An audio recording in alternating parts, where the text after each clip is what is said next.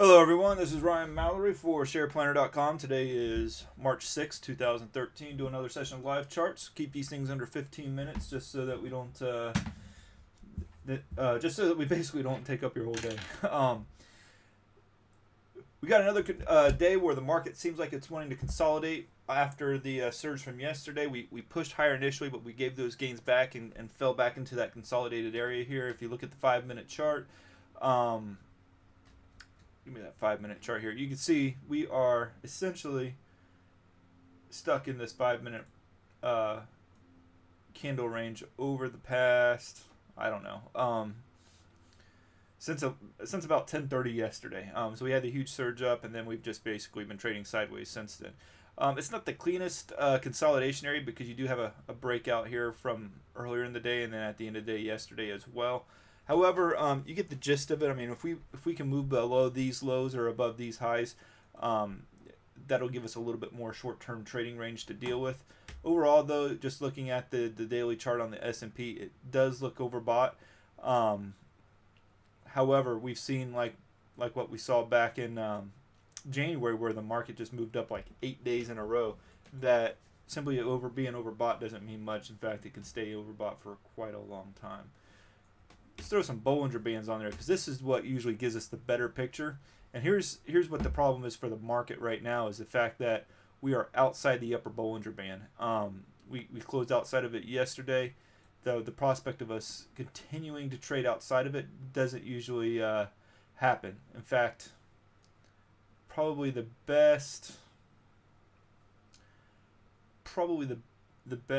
analog that we have to work with is back here on September when we surged out there, pushed up above it the next day, and then gave back those same gains the same day, and then led to a decent sell-off, probably more than what we've seen so far this year. We went from 1460 down to 1430. So with that said, if that's going to hold true here, you could see another pullback similar to what we saw in mid-February, where we pulled back a good 45 points or so. I wouldn't count on it, but to try and initiate longs where we're up against the upper Bollinger Band isn't the best practice I would consider. So I've got a portfolio right now that consists of 2 longs, 2 shorts, and now I just added a new long position, but it's silver. So I mean, silver, yeah, it does tend to go with the market, but it also is sort of it goes with it still overall marches to its own drummer. So we'll look at silver here first, and what appealed to me most, and let's get these Bollinger Bands off here because we don't need them now. Where's that delete button? There we go. So silver's been trading in its down channel here. It bounced off of it, and typically when it bounces off of it initially, you get this sideways consolidation and then a break higher. And that's what we're getting right now, similar to what we saw back in late December, early January of this year, where we get that bounce and then the sideways consolidation, initial surge higher, then a pullback. We got that initial surge higher, then a pullback here.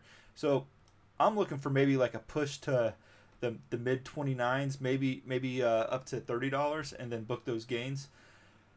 I think if the market turns down from here, I still think that silver can be a good trade for us.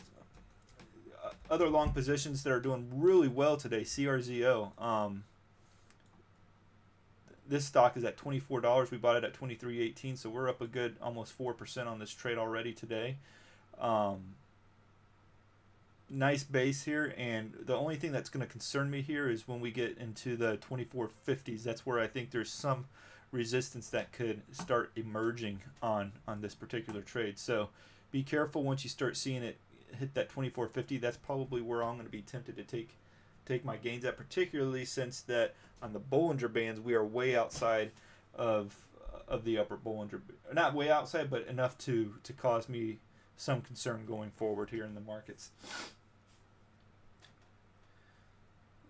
One of the 2 shorts that we have right now, LVS, did great yesterday, but geez, it had a reversal today that's sort of causing us some pain. But while I would have liked to have closed out the position earlier, I'm only down about 1% on this trade right now. We did have gains in it going into today, but the reason why I'm not selling out of it is because of the fact that we're well outside the upper Bollinger Band. So The prospect that this thing could head lower in the coming days due to just a shift in market sentiment is very real and very possible. So I'm holding on to that one. The other is TRI, and we're close to getting stopped out of this particular short, but not quite yet. Our current stop loss is at 31.07.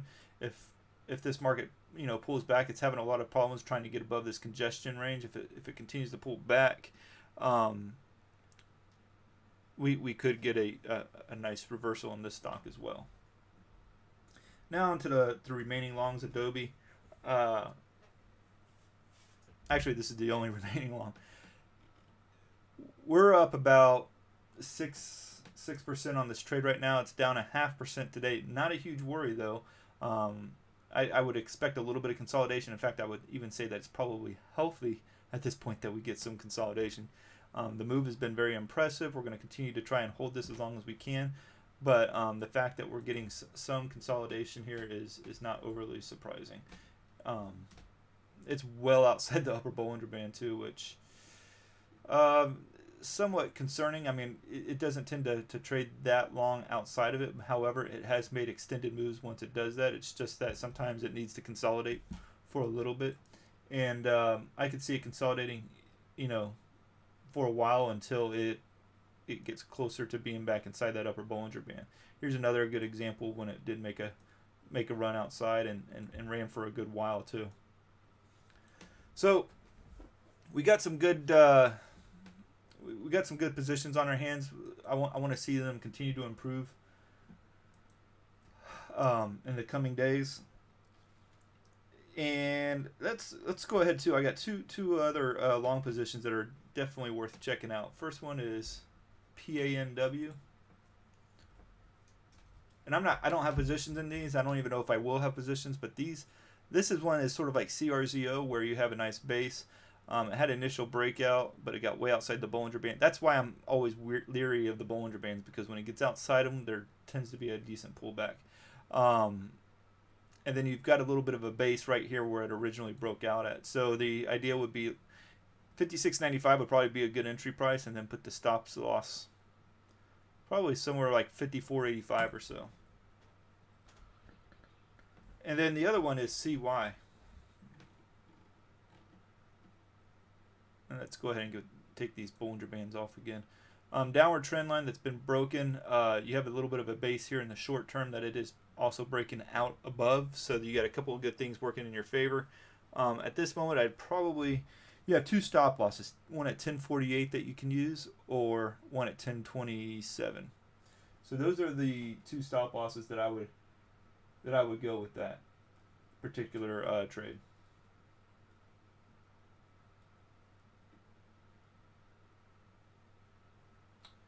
All right, it looks like that's going to do it for today. A pretty quick live charts, but I just wanted to catch up with you guys, let you know what I'm looking at, seeing, and my general thoughts going forward here. Be careful of the market. Like I said, we're outside the upper Bollinger-Band. That does tend to lead to a pullback of some kind, which is why I'm not in a rush to cover my shorts at this point.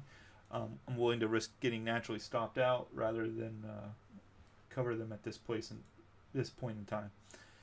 If you guys have any questions, I'll be in the splash zone all day today. Hit me up there, or you can email me at ryan@shareplanner.com. Thank you all, and God bless.